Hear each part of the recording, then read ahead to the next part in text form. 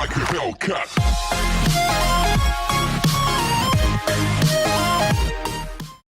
Hello and welcome back to the channel, where once again it's time for another video with another pickup, and it's another GBS control unit pickup. And you'd be asking yourselves, why on earth would I need another one? Well, I have now had two of these ones, both of which I bought from AliExpress. The first one lasted about 7 months before the SCART socket just stopped working, just completely stopped working, couldn't get a signal at all, no idea why. I tried to get in touch with the seller, but they couldn't care less. They told me eventually that I could send it back to a random place in China. The postage cost was insane to send it back, so I sold it as spares on for £10 on eBay, which was obviously terrible because it cost me 50 something quid.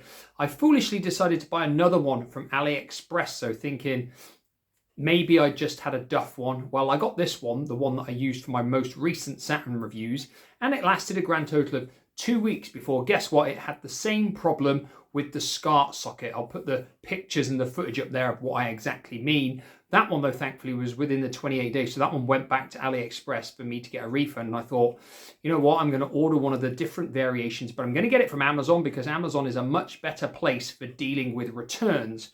So I got this one, the ODV GBS-C.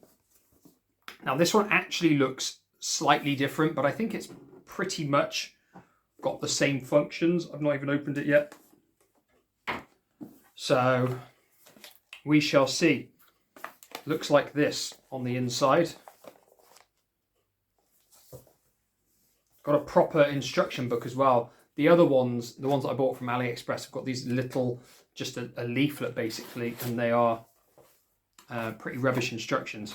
I'm assuming it's going to be a European plug that I could use. I hope so. I hope it's not got a non-UK plug. That would suck. Yes, it's a UK adapter, so that's fine.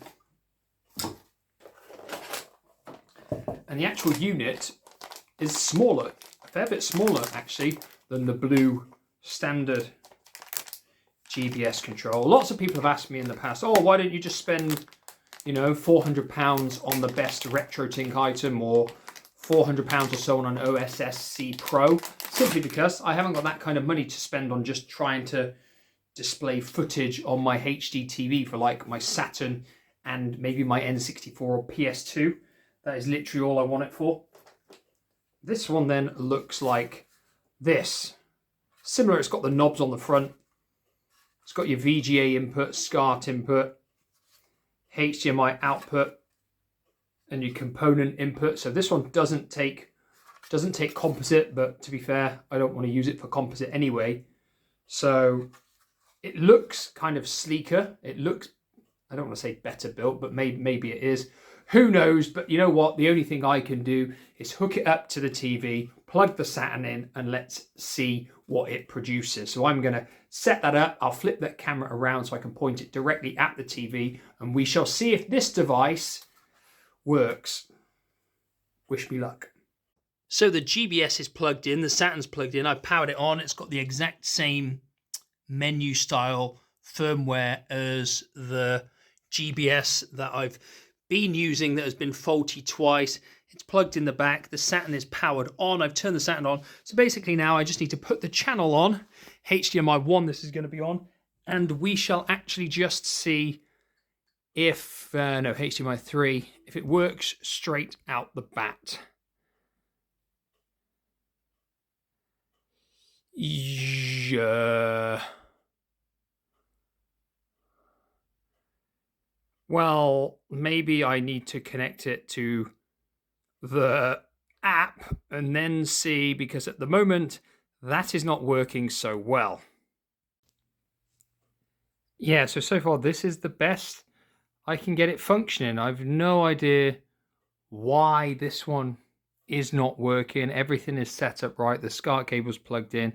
I've set it to 480i/576i resolution, and whether the Saturn's set on PAL or NTSC, this is what I am currently getting. It does have sound when you turn the Saturn on or something, but in terms of the display, I have no idea. So what I'm going to do is unplug it all, see if I can update the firmware, and see if we can make any progress after that.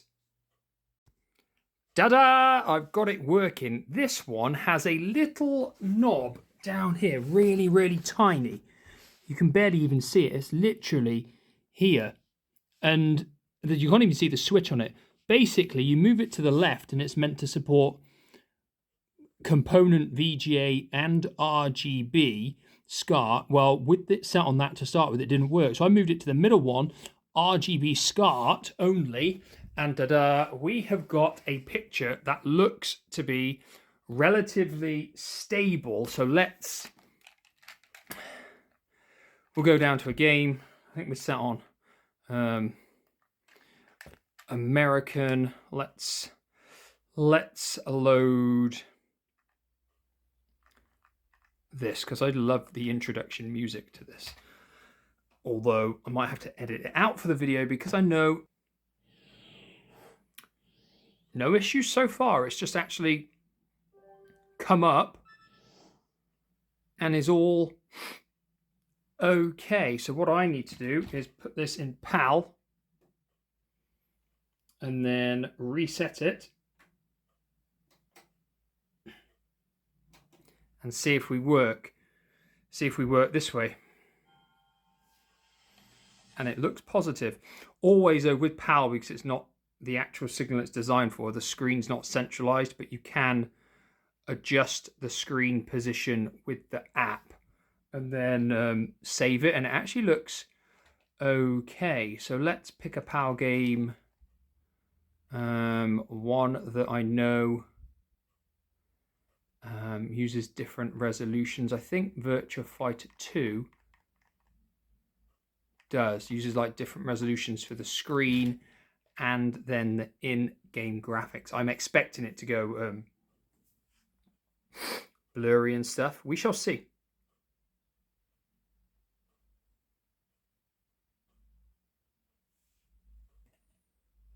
All good so far.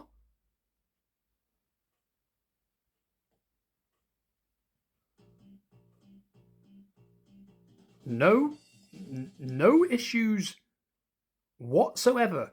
This is where it would go all crappy, the other one. I mean, this GBS control seems to be working very, very well. I'm actually impressed. I am.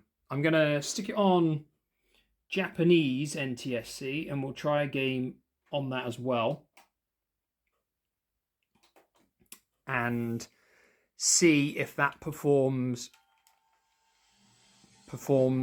perfectly fine as well.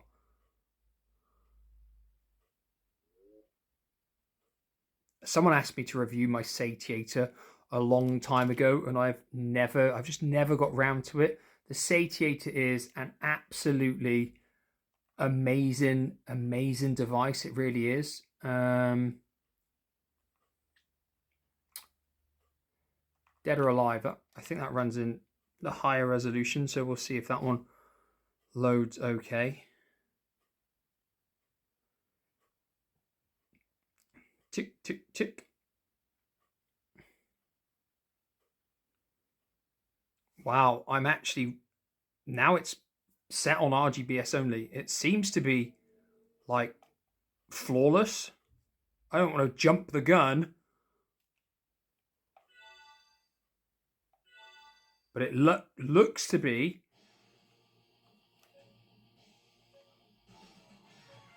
genuinely good.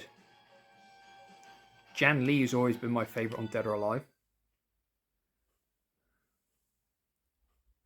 Not that I can really play whilst holding the camera in one hand, because I'm actually just holding the camera.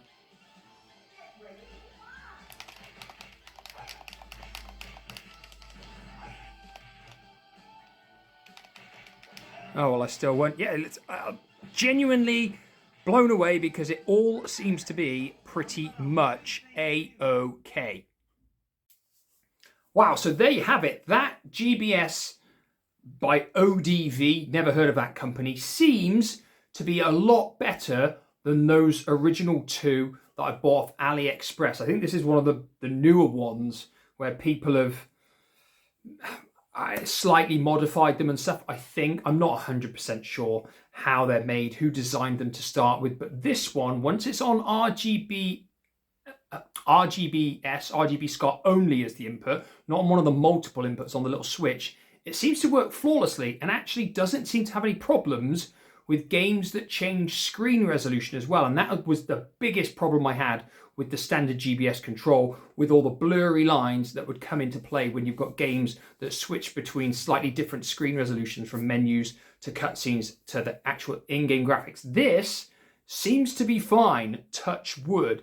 So this is the one I would go for. If you're looking for a GBS control or just one of these units where you can input your VGA or your SCART into it and you want to output it on the HDMI TV, this is probably the version of the GBS to go for. It's similar price, still 60 something pounds. It is off Amazon, but Amazon's a much better place to buy stuff from because it's easier to send stuff back. Even if it breaks after 4, 5, 6, 7, 8, 10 weeks, you will usually be able to send it back on Amazon. Obviously, if you buy it from AliExpress, as I found out, it's not so easy. If it's after 28 days, you're going to have a real problem because the sellers on there probably don't give a toss, in all honesty. But this is the one to go for if you're looking for a cheaper one and you don't want to spend that huge amount of money on the OSSC or the massively expensive RetroTink stuff. This is probably the best solution. So at the moment, it's getting a thumbs up. We'll probably check in maybe in like 4 or 5 weeks' time to see if it's actually still going. That is it for today. Thank you for watching. Let me know your thoughts on this version of the GBS, or actually if you've got one yourselves and how you feel they compare to the original one. That is it for today. Thank you for watching, and I will be back in the near future with some more videos. So if you're wondering why all of a sudden I'm back on camera and I'm dressed different and my glasses are on, it's simply because this is the following day and I went to record some footage with this, and all of a sudden it is constantly losing signal and it's dropping out every 15 seconds for like 5 or 6 seconds at a time.